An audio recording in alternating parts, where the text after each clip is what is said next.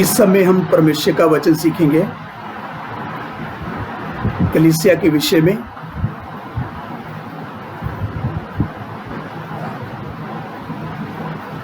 Number 10 सीखेंगे। आज हम कलीसिया के विषय में 10 नंबर सीखेंगे और 10 नंबर में आता है कलीसिया एक आत्मिक सेवकाई है। कलीसिया एक आत्मिक सेवकाई है। आइए इसमें वचन नोट करेंगे।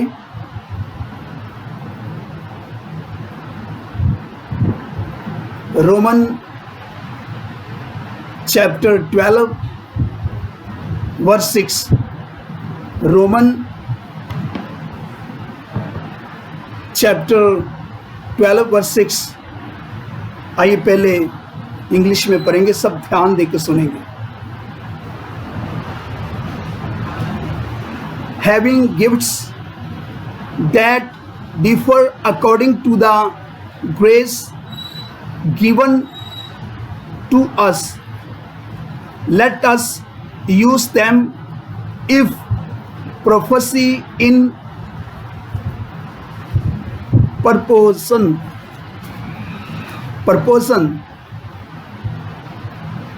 to our faith।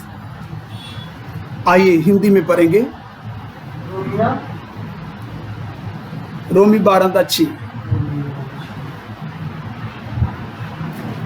जबकि उस अनुग्रह के अनुसार, उस अनुग्रह के साथ, जबकि उस अनुग्रह के अनुसार, उस अनुग्रह के अनुसार जो हमें दिया गया है, जो हमें दिया गया है, हमें भिन्न भिन्न वरदान मिले हैं। हमें भिन्न भिन्न वरदान मिले हैं। तो जिसको भविष्यवाणी का दान मिला हो, जिसको भविष्यवाणी का वरदान मिला हो, वह विश्वास के परिणाम के अनुसार भविष्यवाणी करे। वह विश्वास के साथ क्या करे? भविष्यवाणी करे।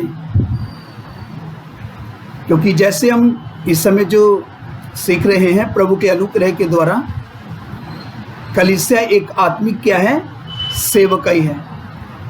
तो इधर परमेश्वर का वचन क्या बताता है? हमें सबको क्या मिला है? वरदान मिले हैं।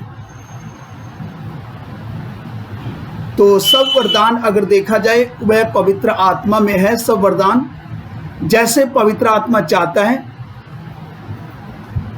कलीसिया में, वैसे क्या करता? काम करता है।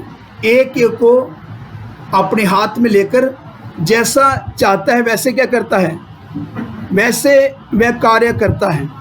तो इसलिए हमें क्या करना है? उस बात को क्या करना? समझना है। जैसे मुझे और आप सबको जो वरदान मिले हैं, हमने क्या करना? विश्वास के साथ क्या करना? जैसे इधर परमेश्वर का वचन बताता है, विश्वास के साथ क्या करो? हाँ, पढ़ो उसको। जबकि उस अनुग्रह के अनुसार, उस अनुग्रह के साथ जो हमें दिया गया है, जो हमें दिया गया है, हमें भिन्न भिन्न वरदान मिले हैं। हमें भिन्न भिन्न वरदान मिले हैं। तो जिसको भविष्यवाणी का दान मिला हो, जिसको भविष्यवाणी का वरदान मिला हो, वह विश्वास के परिणाम के अनुसार, वह विश्वास के परिणाम के अनुसार भविष्यवाणी करे। भविष्यवाणी करे। तो आइए इसके साथ साथ एक वचन और देखेंगे। आइए 1 Corinthians chapter 1 verse 7। 1 Corinthians chapter 1 verse 7।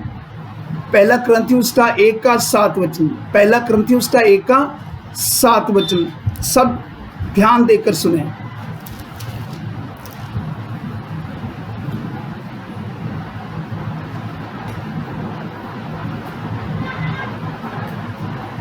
So that you are not lacking in any spiritual gift, as you wait for the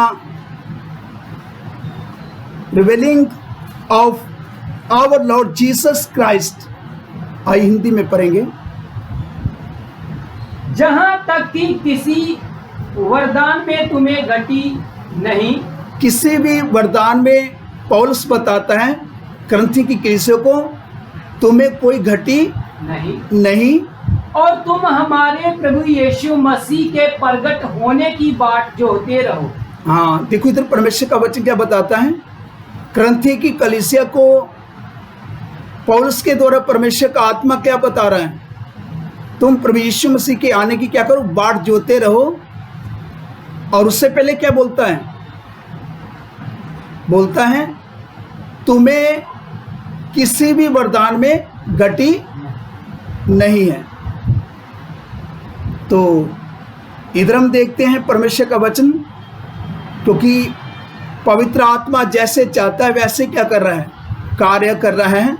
क्योंकि करंथी की कलीसिया को किसी भी वरदान में कोई भी ऐसा शख्स उस कलीसिया में नहीं पाया गया जिनको वरदान की घटी थी।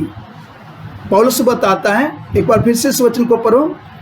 जहां तक कि किसी वरदान में तुम्हें घटी नहीं, किसी भी वरदान में तुम्हें घटी नहीं, तुम हमारे प्रभु यीशु मसीह के प्रगट होने की बाट जोहते रहो। जी, आइए इसके साथ साथ 1 Corinthians chapter 12 verse 4 to 11। 1 Corinthians chapter 12 verse 4 to 11। पहला करंथी उसका 12 अध्याय उसका 4 वचन से लेकर 11 वचन तक। पहला करंथी उसका 12 अध्याय उसका 4 वचन से लेकर 11 वचन तक। सब ध्यान से सुने, मन लगाकर।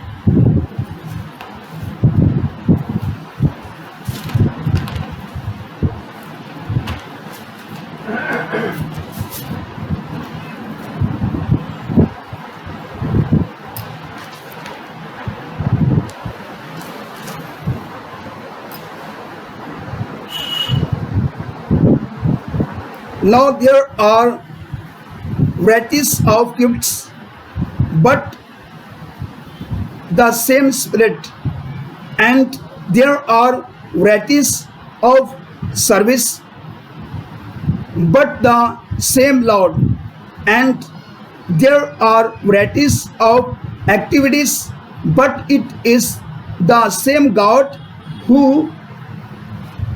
empowers them all in everyone. To each is given the manifestation of the Spirit for the common good.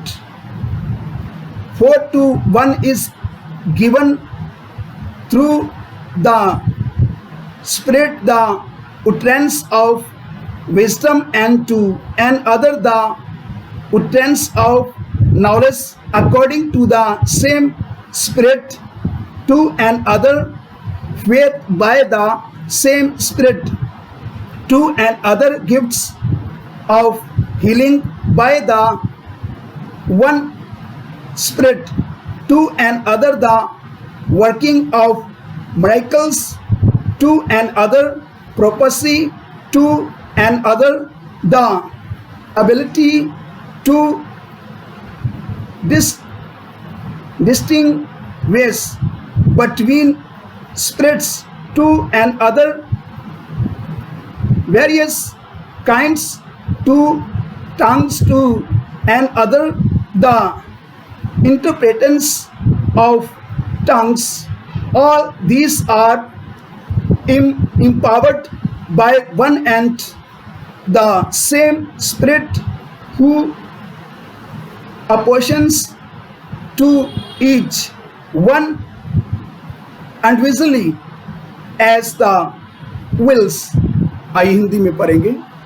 वरदान तो कई प्रकार के हैं, वरदान तो कई प्रकार के हैं, परंतु आत्मा एक ही है। आत्मा एक है, और सेवा भी कई प्रकार की है, और सेवा भी कई प्रकार की है, परंतु प्रभु एक ही है। प्रभु एक ही है, और प्रभावशाली कार्य कई प्रकार के हैं, प्रभावशाली कार्य कई प्रकार के हैं, परंतु परमेश्वर एक ही है, परमेश्वर एक ही है, जो सबके हर प्रकार का प्रभाव, जो सब में हर प्रकार का प्रभाव उत्पन्न करता है, जी, किंतु सबके लाभ पहुंचाने के लिए, सबके लाभ पहुंचाने के लिए हर एक को आत्मा का प्रकाश दिया जाता है। हर एक को आत्मा का प्रकाश दिया जाता है, क्योंकि एक को आत्मा के द्वारा बुद्धि की बातें दी जाती हैं, एक के द्वारा आत्मा की बुद्धि की बातें दी जाती हैं, और दूसरे को उसी आत्मा के अनुसार ज्ञान की बातें। हाँ, दूसरे को उसी प्रकार ज्ञान की बातें। इसका मतलब आत्मा एक है, मतलब पवित्र आत्मा एक है। पवित्र आत्मा क्या करता है? भिन्न भिन्न वरदानों के द्वारा, अलग अलग विश्वासियों के द्वारा, जो कलीसिया में जो लोग हैं, कलीसिया के बीच में जो काम करने वाला जो पवित्र आत्मा है, वो विश्वासियों को अपने हाथ में लेकर, सेवकों को अपने जैसा चाहता उसको अपने नियंत्रण में लेकर पवित्र आत्मा क्या करता है? अलग अलग वरदानों के द्वारा क्या करता है? परमेश्वर के कार्य को करता है। जी, किंतु सबके लाभ पहुंचाने के लिए, सबके लाभ पहुंचाने के लिए हर एक आत्मा का प्रकाश दिया जाता है। जी, क्योंकि एक को आत्मा के द्वारा बुद्धि की बातें दी जाती हैं, बुद्धि की बातें दी जाती हैं, और दूसरे को उसी आत्मा के अनुसार ज्ञान की बातें। ज्ञान की बातें, किसी को उसी आत्मा से विश्वास, और किसी को उसी एक आत्मा से चंगा करने का वरदान दिया जाता है। फिर किसी को सामर्थ्य के काम करने की शक्ति, और किसी को भविष्यवाणी की, और किसी को आत्माओं की परख, और किसी को अनेक प्रकार की भाषा, और किसी को भाषाओं का अर्थ बताना। परंतु ये सब प्रभावशाली कार्य वही एक आत्मा कराता है। ये प्रभावशाली सारे कार्य कौन कराता है? एक ही पवित्र आत्मा करवाता है। जी, और जिसे जो चाहता है वह बांट देता है। जिसे वह चाहता है उसको क्या करता है? बांट देता है। इसका मतलब क्या है? वरदान किसी मनुष्य में नहीं है, वरदान परमेश्वर के पवित्र आत्मा में है। पवित्र आत्मा जैसा चाहता है क्या करता है? एक एक को अपने हाथ में लेकर क्या करता है? कार्य को करता है जैसे पवित्र आत्मा चाहता है। तो हमें पवित्र आत्मा की अधीनता में अपने आप को पवित्र आत्मा के लिए क्या करना है? पूरा समर्पित करना है। तो जैसा फिर कलीसिया में होने वाला जो कार्य है परमेश्वर का, परमेश्वर अपने दासों को अपने हाथ में लेकर विश्वासी जनों को, जो परमेश्वर का जो कलीसिया है, कलीसिया के बीच में क्या करेगा? वो अपना कार्य करेगा। जैसा पवित्र आत्मा चाहेगा वैसे क्या करेगा? कलीसिया को अपने हाथ में लेकर क्या करेगा? उस कार्य को पूरा करेगा। कलीसिया वह है जो आत्मिक वरदानों से और आत्मिक फलों से क्या है? भरपूर है। वही है कलीसिया। मगर कलीसिया में काम करने वाला कौन है? पवित्र आत्मा। जो इस समय जो हम सीख रहे हैं, परमेश्वर का जो वचन जो सीख रहे हैं, जो हमने मेन जो उसका हेडिंग जो आपको बताया है, कलीसिया क्या है? एक आत्मिक सेवकाई है। जैसा पवित्र आत्मा चाहता है उस सेवा के कार्य को क्या करता है? सेवा किसका है? सेवा परमेश्वर का है। पर उस सेवा के कार्य को कलीसिया में पवित्र आत्मा क्या करता है? उस कार्य को पूरा करता है जैसा वो चाहता है। जैसे अपने जीवन को हमने क्या किया है? पिता पुत्र पवित्र आत्मा के लिए जैसा हम समर्पित करते हैं, उसी के अनुसार परमेश्वर अपने कार्य को क्या करता है? पूरा करता है। तो हम देखते हैं ये सब क्या है? परमेश्वर की महिमा के लिए होना चाहिए। जब ये परमेश्वर की महिमा के लिए, जब हम अपने आप को प्रभु की सेवकाई के लिए हम जब समर्पित करेंगे, पवित्र आत्मा के लिए समर्पित करेंगे, जैसा पवित्र आत्मा चाहेगा वह क्या करेगा?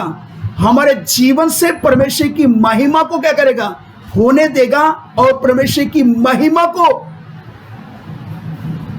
क्या होगा? परमेश्वर की महिमा हमारे जीवन से होगा, परमेश्वर की महिमा प्रकट होगा। तो जब परमेश्वर का महिमा प्रकट होगा तो परमेश्वर अपने आत्मा के द्वारा क्या करेगा? अपनी कलीसिया के बीच में क्या करेगा? अपने उस कार्य को पूरा करेगा जिस उद्देश्य के साथ परमेश्वर का वचन बताता है। उसने जो कलीसिया में जो लोग हैं जिसको उसने चुनकर अपने लिए संसार में से क्या किया है? अलग किया है, कलीसिया की चोन में लिया है, कलीसिया में जिनको वह लेकर आया है, वो क्या करेगा? परमेश्वर अपने उस कार्य को क्या करेगा? पूरा करेगा। तो यदि वह कार्य हमारे जीवन से होना है तो उसके लिए हमारा जीवन सदा सर्वदा क्या रहना है? परमेश्वर की सेवकाई के लिए क्या रहना है? समर्पित रहना है। पिता पुत्र पवित्र आत्मा के लिए समर्पित रहना है, तभी तो वह कार्य होगा। यदि हम अपने नाम के लिए, अपनी इज्जत के लिए, अपनी बढ़ोतरी के लिए करेंगे तो यह काम कभी भी होने वाला नहीं है। मगर जिनके द्वारा ये वरदान कार्य करते हैं, जिसको पवित्र आत्मा अपने हाथ में लेकर भिन्न भिन्न वरदानों के द्वारा कार्य करता है, चाहे जिसको भी इस्तेमाल करता है, जो कलीसिया में जिसने प्रवेश किया है, वह हमेशा क्या रहता है? टूटा रहता है, दीन और नम्र रहता है। उसको ये नहीं होता कि ये सब मेरी महिमा के लिए, उसके अंदर ये की बात होता है परमेश्वर का महिमा हो, परमेश्वर का महिमा हो, जिसके द्वारा प्रभु का आत्मा जब उसको हाथ में लेता है, जिसके द्वारा अपना कार्य करता है परमेश्वर, और जब वरदानों के द्वारा जब उसको इस्तेमाल करता है परमेश्वर अपने आत्मा के द्वारा, उसके अंदर कभी भी वह घमंड नहीं आएगा, क्योंकि उसको मालूम है मेरा परमेश्वर की सेवकाई के लिए क्या है? समर्पित है। वह हमेशा नम्र रहेगा, टूटा रहेगा, दीन रहेगा, और उसको मालूम है ये कलीसिया में होने वाला क्या है? एक बहुत बड़ा क्या है? कार्य है। यदि परमेश्वर ने मुझे अपनी कलीसिया के लिए इस्तेमाल किया है तो उसका धन्यवाद हो। सारा महिमा परमेश्वर को मिले, क्योंकि सब वरदान किस में है? पवित्र आत्मा में है। पवित्र आत्मा जैसे चाहता है वैसे क्या करता है? उस कार्य को पूरा करता है। इसलिए इधर परमेश्वर का वचन क्या बताता है? पवित्र आत्मा अलग अलग वरदानों के द्वारा क्या करता है? एक एक को अपने हाथ में लेकर क्या करता है? इस्तेमाल करता है। मगर वरदान, सब वरदान किस में है? पवित्र आत्मा में है। आइए इसके साथ साथ एक वचन और देखेंगे। आइए सब ध्यान से सुनेंगे। आइए 1 Corinthians chapter 12 verse 28 to 31. 1 Corinthians chapter 12 verse 28 to 31. पहला करंथियों उसका 12 अध्याय उसका 28 वचन से लेकर 31 वचन तक। पहला करंथियों उसका 12 अध्याय उसका 28 वचन से लेकर 31 वचन तक। सब ध्यान देकर सुनेंगे।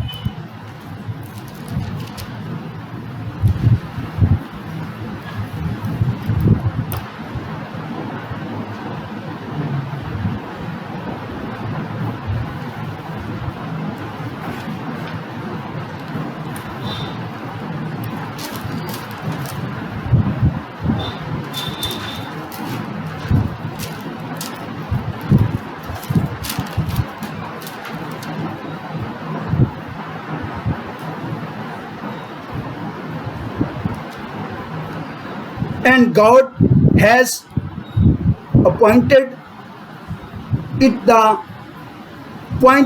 in the church first apostles, second prophets, third teachers, then miracles, then gifts of healing, helping, ministry eating and various kinds of tongues। आइए सब ध्यान से सुने। आइए हिंदी में पढ़ने से पहले एक बार फिर से इंग्लिश में पढ़ेंगे। मैंने खाली 28 पढ़ा है और 31 वचन तक है। आइए 29 वचन को भी पढ़ेंगे। Are all apostles? Are all prophets? Are all teachers? Do all work miracles? Do all potions, gifts of healing? Do all speak with tongues? Do all interpret? But nextly deserve the highest gifts, and I will show you a still more excellent way. आइए हिंदी में पढ़ेंगे। और परमेश्वर ने कलीसिया में अलग अलग व्यक्ति नियुक्त किए हैं। परमेश्वर ने कलीसिया में अलग अलग व्यक्ति नियुक्त किए हैं, मतलब एक तरह का व्यक्ति नहीं, बल्कि कलीसिया में परमेश्वर ने अलग अलग व्यक्तियों को क्या किया है, नियुक्त किया है अपनी सेवा के कार्य के लिए। उस सेवा के कार्य को पूरा करने के लिए परमेश्वर क्या करता है, मतलब इस्तेमाल करता है। इसलिए कलीसिया के दरमियान परमेश्वर ने क्या किया है, अलग अलग व्यक्तियों को क्या किया हुआ, नियुक्त किया हुआ अपनी कलीसिया में। आइए वचन पढ़ेंगे और अच्छे से सुनेंगे तो फिर हमारी क्या आएगा, समझ में आएगा। प्रार्थना के साथ इस वचन को आइए सब सुने सीखें। आइए वचन पढ़ेंगे। और परमेश्वर ने कलीसिया में अलग अलग व्यक्ति नियुक्त किए हैं। परमेश्वर ने कलीसिया में अलग अलग व्यक्ति नियुक्त किए हैं। प्रथम प्रेरित, दूसरे भविष्यद्वक्ता, तीसरे शिक्षक मतलब टीचर, फिर सामर्थ के काम करने वाले, फिर चंगा करने वाले, और उपकार करने वाले, और प्रबंध करने वाले, और नाना प्रकार की भाषा बोलने वाले, और नाना प्रकार की भाषाएं बोलने वाले। क्या सब प्रेरित हैं? क्या सब प्रेरित हैं? क्या सब भविष्यद्वक्ता हैं? क्या सब भविष्यद्वक्ता हैं? क्या सब उपदेशक हैं? क्या सब उपदेशक हैं? क्या सब सामर्थ के काम करने वाले हैं? क्या वे सब सामर्थ के काम करने वाले हैं? क्या सबको चंगा करने का वरदान मिला है? क्या सबको चंगा करने का वरदान मिला है? क्या सब नाना प्रकार की भाषा बोलते हैं? जी। क्या सब अनुवाद करते हैं? जी। तुम बड़े से बड़े वरदानों की धुन में रहो। तुम बड़े से बड़े वरदानों की, यदि हम प्रार्थना करेंगे प्रभु के सन्मुख तो प्रभु वैसे ही क्या करेगा। अगर देखा जाए सब वरदान तो पवित्र आत्मा में है। अगर हम प्रभु के सन्मुख विनती करेंगे, प्रभु के सन्मुख प्रार्थना करते हुए प्रभु मुझे ये वरदान दे, तो प्रभु क्या करेगा, उसी वरदान के अनुसार क्या करेगा, अपने आत्मा के द्वारा उसको अपने हाथ में लेकर करेगा, उसी के द्वारा वह वरदान प्रकट करते उसको क्या करेगा, अपने लिए, अपनी कलीसिया के लिए क्या करेगा, इस्तेमाल भी करेगा। आइए पढ़ें। क्या सब अनुवाद करते हैं? क्या सब अनुवाद करते हैं? तुम बड़े से बड़े वरदानों की धुन में रहो। तुम बड़े से बड़े वरदानों की धुन में रहो। परंतु मैं तुम्हें और भी सबसे उत्तम मार्ग बताता हूँ। मैं तुम्हें सबसे उत्तम मार्ग बताता हूँ, पौलुस बोल रहा है। तो सबसे उत्तम मार्ग वो है प्रेम के बारे में। तो प्रेम के बारे में हमने पिछले दिनों में सीखा है परमेश्वर का वचन कि प्रेम में, मसीह के प्रेम में जड़ पकड़ना। अगर मसीह के प्रेम में जड़ पकड़ा है तो फिर परमेश्वर अपने आप ही सारा कार्य क्या करेगा, अपने हाथ मिलकर क्या करेगा, पूरा करेगा। और फिर प्रभु को अपने हाथ में लेकर हमें इस्तेमाल करने में कोई दिक्कत नहीं होगा, बल्कि आराम से क्या करेगा, हमें अपने हाथ में लेकर क्या करेगा, अपने कार्य को क्या करेगा, वह पूरा करेगा। तो इस्तेमाल करना प्रभु के हाथ में, जिसको चाहे वह अपने हाथ में लेकर इस्तेमाल कर सकता है। यदि उसने हमें अपने हाथ में लेकर इस्तेमाल करना है तो उसके लिए परमेश्वर क्या करता है, परखता है, टटोल कर देखता है, क्या वह अपने आप को मेरे लिए इसने दिया है। तो यदि हम अपने आप को उसके लिए देते हैं तो वो क्या करता है, अपने कार्य को अपने हाथ में लेकर क्या करता है, पूरा करता है। आइए, वचन पूरा हो गया तो आइए एक और वचन पढ़ेंगे, सब ध्यान देकर सुनेंगे। आइए इधर हम देखते, इधर परमेश्वर का वचन, तुम बड़े से बड़े वरदानों की धुन में रहो। तो अगला वचन देखेंगे, Ephesians chapter 4 verse 11। Ephesians chapter 4 verse 11। इफिसियां उसका 4 अध्याय उसका 11 वचन। इफिसियां 4 का 11। आइए सब ध्यान देकर सुनेंगे।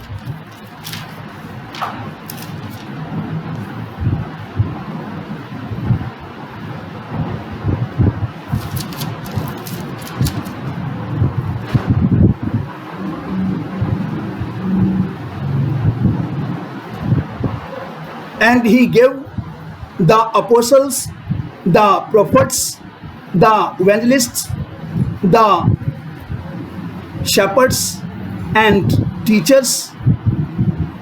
देखो इधर परमेश्वर का वचन बताता है, परमेश्वर ने जो अपनी कलीसिया के दरमियान जो सेवकाई के लिए सेवकों को नियुक्त किया है, इधर साफ और स्पष्ट बताया गया। एक बार फिर से मैं रिपीट करता हूँ, सब थोड़ा ध्यान से सुने। इफिसियों उसका 4 का 11 वचन है।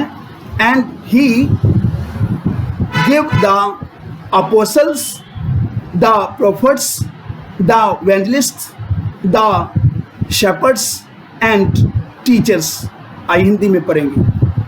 उसने कुछ को प्रेरित नियुक्त करके, और कुछ को भविष्यद्वक्ता नियुक्त करके, जी आगे, और कुछ को सुसमाचार सुनाने वाले नियुक्त करके, जी, और कुछ को रखवाले और उपदेशक नियुक्त करके दे दिया। उपदेशक नियुक्त करके दे दिया।